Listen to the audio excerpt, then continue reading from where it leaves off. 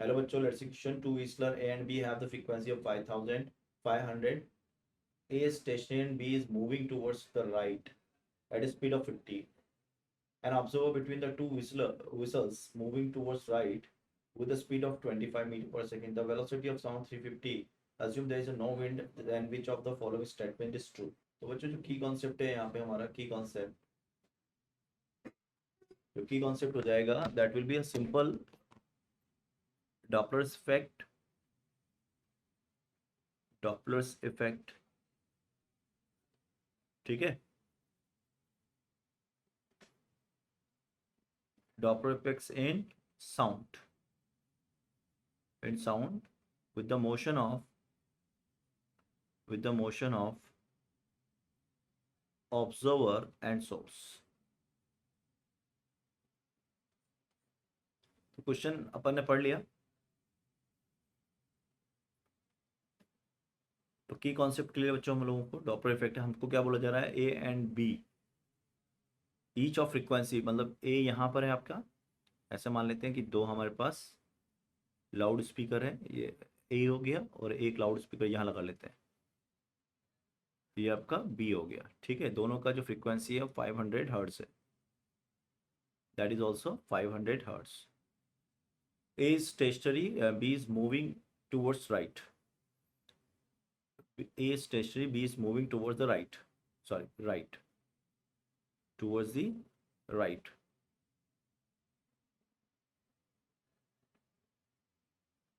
Away from it. At a speed of 50 metre पर second. ये 50 metre पर second से दूर जा रहा है.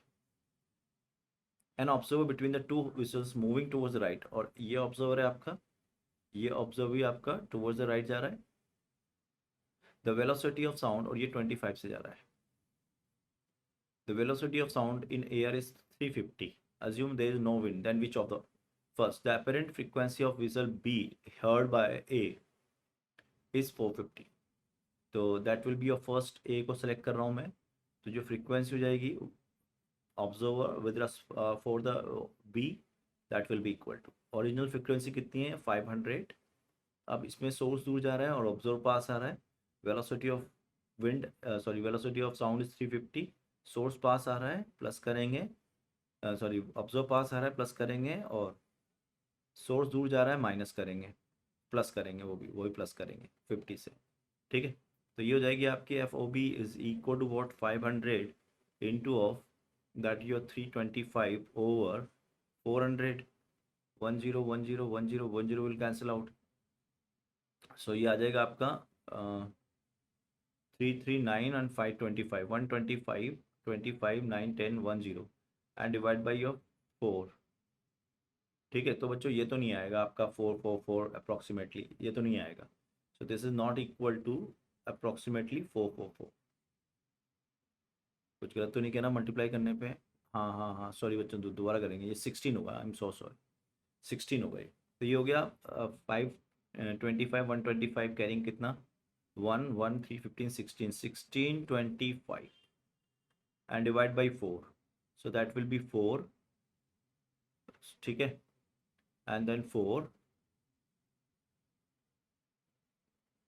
and then 4 approximately. It is 16 15, नहीं ये नहीं होगा, 4 तो यहाँ आ जाएगा, फिर 0 0 6 406, ये बनेगा बच्चों 406.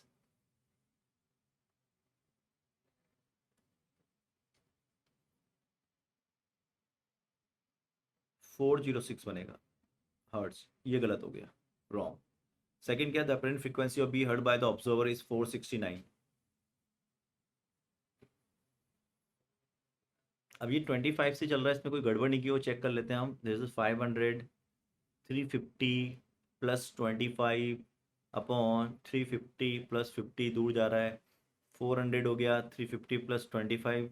अच्छा यहाँ गड़बड़ गया अपन ने, 375 होगा ना बच्चों, ये 375 375. तो 375 को मल्टीप्लाई करो आप.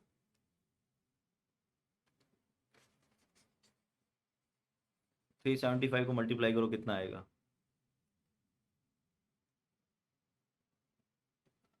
ये देगा 5 5 जो 25 कैरिंग 5 कैरिंग 2, 5 7 जो 35 carrying 7 and 2 15 and 17 and divide by 4, तो अप्रोक्सीमेटली आ गया 444 हर्ट्स। ओके, तो फर्स्ट चॉइस करेक्ट हो गया हमारे पास, सेकंड तो देखना ही नहीं है फिर। सी देखो, the difference in the apparent frequency and B heard by the observer 4.5। अब सेकंड सी देख रहे हैं ना, तो F O A that will be equal to 500।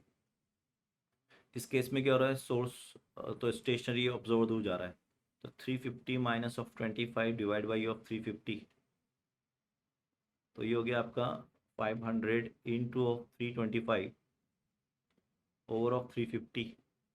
एक ज़ीरो से ज़ीरो गया, 5 से चला जाएगा 7 टाइम्स, तो ये हो गया आपका 325 ओवर 7।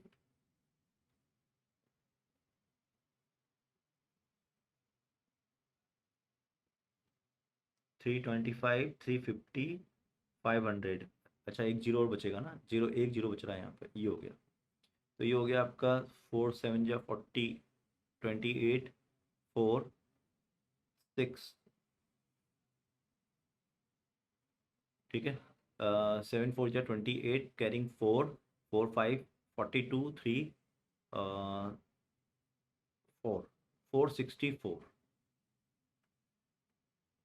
464। एक बार फिर देख लेते हैं, 7 4 या 28 कैरिंग 4 45 हो गया, 7 6 या 42 कैरिंग 3 और 464 अप्रोक्सीमेटली।